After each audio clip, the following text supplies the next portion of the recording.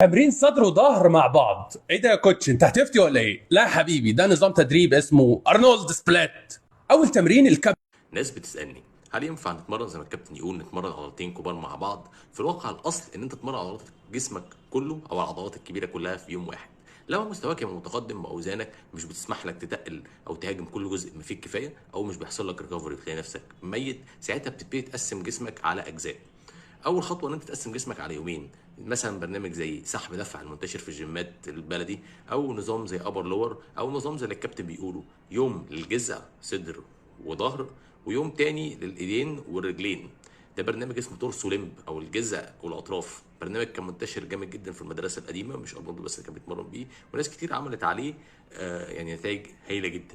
لما يبقى الموضوع برضو مش سامح لك تريكفر، ساعتها ممكن تقسم جسمك على 3 اجزاء زي بوش بول ليج. المهم تتمرن جامد.